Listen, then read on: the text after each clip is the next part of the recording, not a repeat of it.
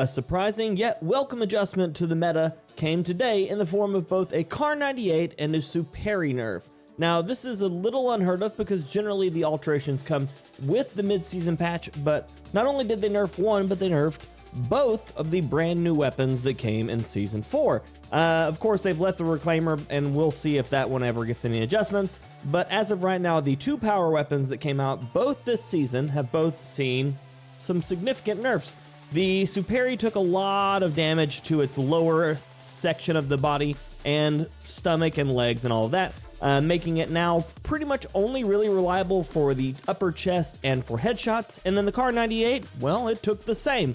It lost most of its damage from the lower chest down, and we also saw multiple hits to its range, its damage, and its one-shot potential on the previous patch. So now it's safe to say both the KAR98 and the Superi have been knocked off their pedestal, but what does that really mean for the meta? Well, today I've got you 3+1 bonus builds that are going to help you fight back against the Superi nerf and hopefully regain your rightful place on top of the leaderboards and for your wins, as your people are going to be scrambling for the next best thing, and I've got them for you here today.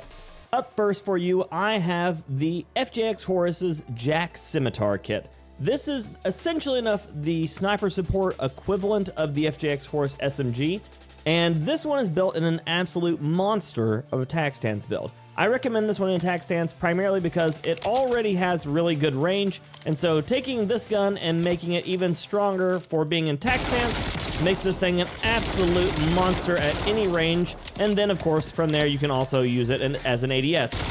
A lot of people don't know that the Cronin Endless Sight is actually better than all of the other tac lasers when it comes to tac stance. So I recommend utilizing this right here to make it so that you can have the best tac stance build possible.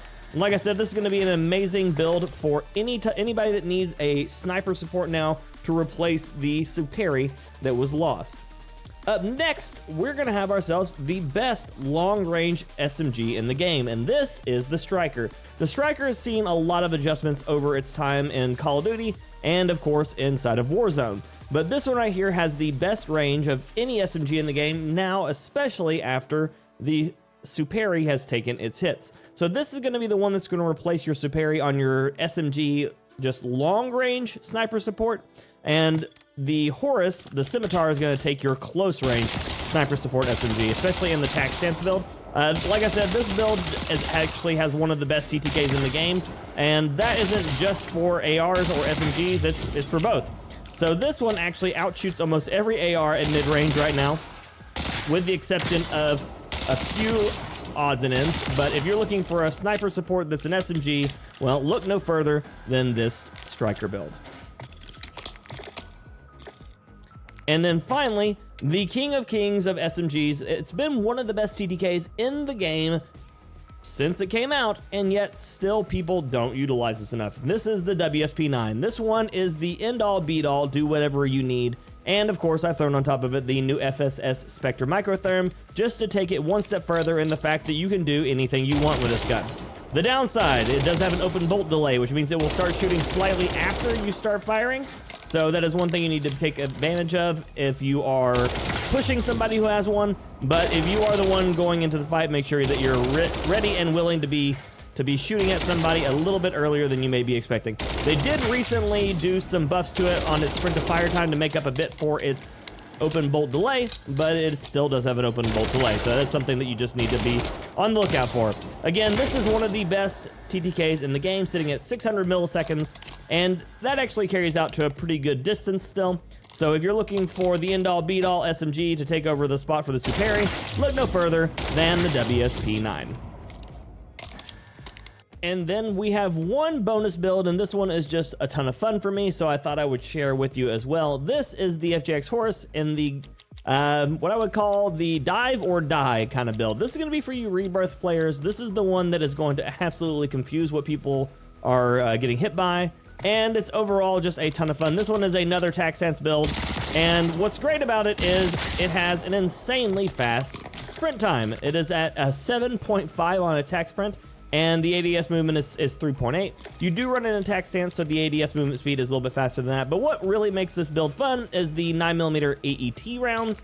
These AET rounds give you crippling power and inflicted wounding effect, which means not only does this prevent people from healing, it also makes them not be able to attack sprint away. So in attack stance, you're gonna hit people with it frequently in the legs, which means they can't sprint away and they can't heal. This is your absolute run them down, dive or die kind of build. And it is an absolute monster as well.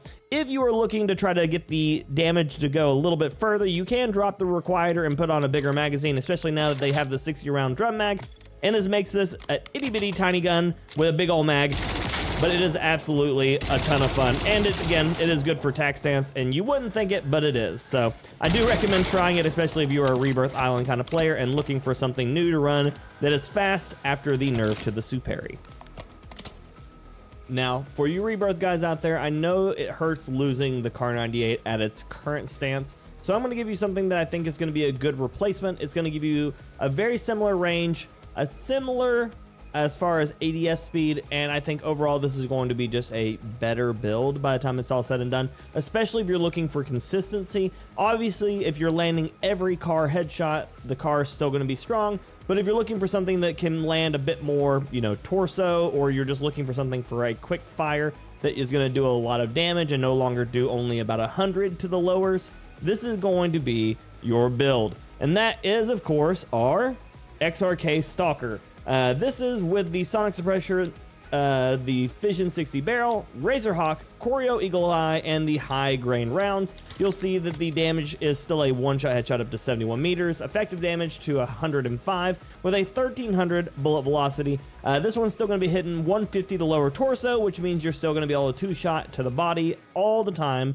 The headshot damage is, of course, going to be obviously the finalization shot. This is, of course, looking at inside of the regular multiplayer section, but we will jump over here into the regular Warzone stuff, and I'll look at the numbers here for you again, just so I'm not a liar. So let's go ahead and pull up our XRK Stalker. So this is looking at, yeah, 300 to the head, 180 to the upper torso, 165 to the lower torso, and 150 to the upper legs. So it's going to give you that still two-shot at every range with an insanely fast bullet velocity.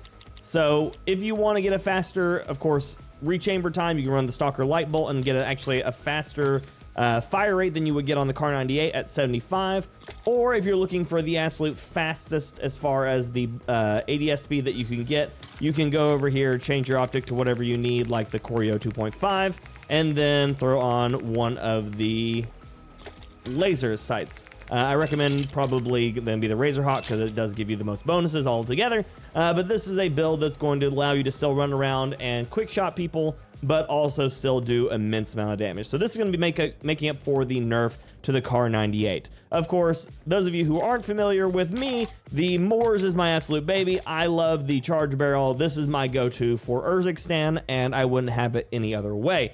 And I recommend running this one. It's obviously my go-to bread and butter. I even call it my Molnir because once it hits them, it's like lightning strikes. I mean, the bullet velocity on this is absolutely insane on this build. It's still about 1600 meters per second, and it one-shots at all ranges because of the combination of the photonic barrel and the anti-material slugs.